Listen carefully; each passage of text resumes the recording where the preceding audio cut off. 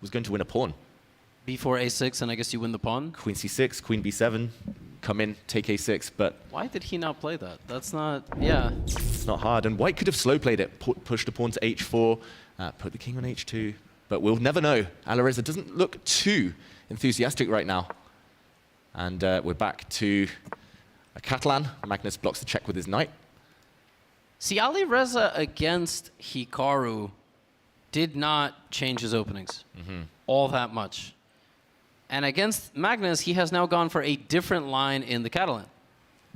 And that's not always a good idea, because clearly the last time that they played, the position was okay. It was okay for a while, but he lost. So now he's not going back there at all. When he didn't lose the first game of the match because of the Catalan, he lost it because of a pawn blunder. And so that could really come back to bite. Once you start going to your plan B and C and some of that stuff you haven't reviewed as much, and you walk into some Magnus prep, it's going to go all downhill. He's got to make sure he keeps this match close. Exactly. This is his plan B. To go to this so early in the match, there's probably a reason that he was playing the other line. He wanted to totally neutralize the Catalan early, as he did against Hikaru. And probably he spent less time, Alireza, studying positions like this. I will mention that Magnus's choice with the knight to D2, the knight now coming to support its fellow piece in the center, this is probably inspired by his former second, Daniel Dubov, who's been playing this for years and years, including against Magnus himself, and having some incredible success with this line with white. Here we go. Alireza challenges the center. Is that going to fully equalize the position? Looks good, but I will say, getting into a fisticuffs within the Catalan with all the pieces on the board is certainly a choice against the world's leading practitioner. Basically, if Magnus plays the opening, he's the world's leading practitioner, let's put it this way. But he has so much experience in the Catalan. Like, he's going to play H2, H4. You can almost bet on that in any Catalan position nowadays. The rooks will come to the middle. And Firouzja has to be good at making those decisions down the stretch in the middle game without letting his time get too low. Exactly. Big moment. The evaluation bar actually says that black is doing totally fine, if not a small advantage for black, but hard to find natural moves, obvious moves, whereas white, you can autopilot the next few. As you say there, just clear that the two rooks need to be improved. Every other piece on great squares, what to do. There is a tactic on the board. Ooh. Knight jumps. There's tension between the bishops. Is that where your mind's going to, Levy? Yes, I was thinking some sort of knight to G6, obviously on the previous move. But now that knight would be covering the fork square on E7. But for some reason, knight C6 has been given a question mark. Clearly, if knight takes C6, bishop takes C6, the queen is hanging, queen has to move, then the bishops see each other. And Magnus is very sharp at calculating these transformations, but not this time. Now Firouzja getting away with it a little bit. And we saw red cross, Levy. I just want to take us back. Another red cross for Alireza. I just want to break these down because it's so deep. I think almost superhuman, the reasons these moves were not given the approval by the engine. After knight c6, white had an incredible move. Knight to c4, attacking an undefended pawn, attacking an undefended bishop, and if bishop takes bishop, the Zwischenzug, the in-between move, Levy, he would have won some material. But this was Queen d8? So hard to evaluate this position exactly. Knight trapped in the corner, the bishop goes somewhere, and apparently just taking pawns, and white is going to be pushing on the queen side. I see. Crazy. Unfindable. Yeah, you have pawn majority. It looks like you're down 2 pieces for the rook, which is generally bad. But in this case, because your pawns are so strong, they're going to trap the pieces, they're going to promote. You're actually almost completely winning. I mean, if you found knight c4, I think you deserve to win this game. But in blitz, very, very difficult, especially when you've got natural moves like rook c1 at your disposal there. But rook to e8, not the best for black either. Queen into b5. Oh, Magnus has given a double question mark. Is that queen getting trapped? Well, if you show me on the screen, I will probably be able to answer your question. But yeah, and then maybe the c-pawn can go to c4 as well. Like, you can just totally shut the doors, and the queen has nowhere to go. There's probably some rook a5, knight a7, etc. But it's a very unpleasant position. Wow, a4, the only way to try and take advantage of the awkward white queen placement. That is exactly as you mentioned, rook a5. How findable do you think that one is? It is a pawn sacrifice. Yeah, so I was going to say it all has to do with how confident Firouzja's feeling. He looked at knight d4 and it just works, so he's going for it. But if you believe in your opponent, you will not find moves like a4. Granted, it was nearly impossible. This, he probably calculated. He sees that it's 6 on 6 in terms of the pawns, and he's probably fine. He's right. It's equal. He's just not playing for an advantage. Yep, and black has hanging pawns. You either love them or hate them normally. Do you like them, Levy? No, I would. Well, am I playing, like, who am I playing? Magnus? You? No, I don't like either color against either of you. But no, if I was playing at my level, I like white's position. I think white's position is much easier to play, even if the computer says -0.2 or whatever. It doesn't feel easy for black. And we'll see how Firouzja deals with it. Exactly. He's gaining space, kicking Magnus's queen back.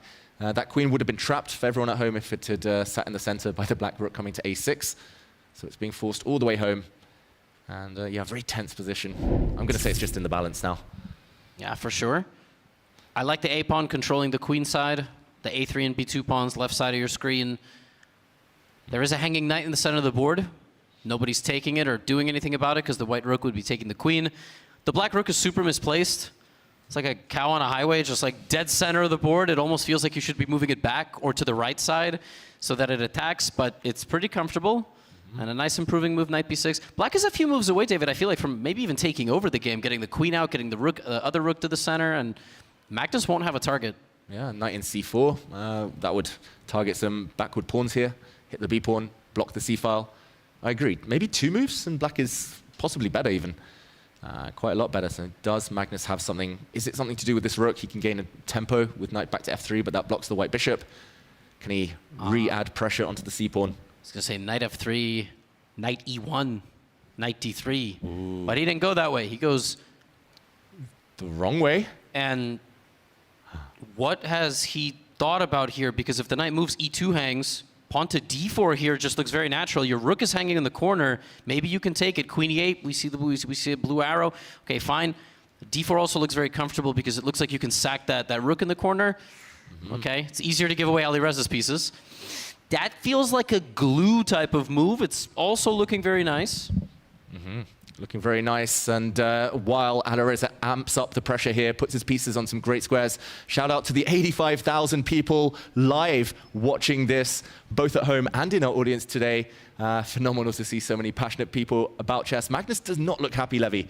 This could be a huge game if Alireza can somehow take it the first time he's been up on the clock at this stage of a game. Yeah, for sure. He needs to put the pressure, though. 25-second time advantage. As we talked, it went from about 50 down to 25. Everything he's playing looks really rational and logical, but you know, I had a game against him in a very similar setting where everything was dead set, and then he just played like h5. And like, it does feel like black's last domino here could be some sort of kingside attack, given all of white's pieces are on the first rank, but first he just brings his queen.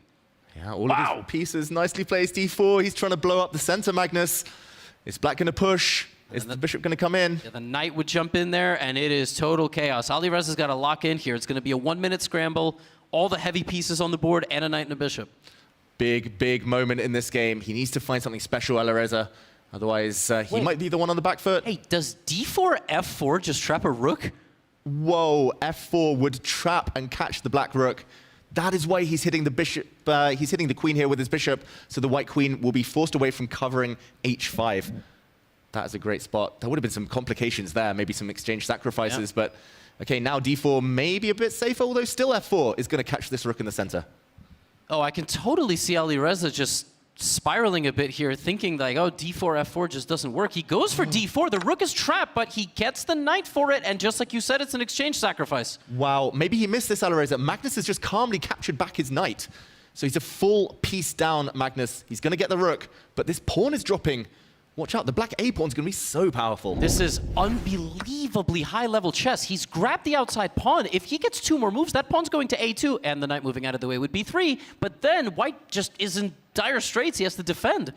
Oh, Magnus would love to be playing the black side of this position. He loves positional exchange sacrifices. Great move there from Alireza, not taking queens off on white's terms. He defends everything. The a-pawn is an ace up the sleeve, despite the material balance. Rook c8 is nasty. Such a calm move, getting out of the way of the attack and just protecting. The white rooks are completely helpless against the bishop and the knight, and the white bishop just has no participation right now, which is why he does that. Queen's off the board. The black knight was hit there, drops back, threatens some forks. It's only a minimal material advantage here for white. Exchange for a pawn, but look at that black bishop levy. That pawn, that A pawn is going to be a thorn in the white side for the rest of this game. And it's got a guaranteed passage to A2 now. A3, A2. He could have went rook A1. He didn't like it. It was a little too passive. Now Alireza can bring his king. He can also just start pushing, moving the rook. He has to trust his instincts here. He does, in fact, bring the king.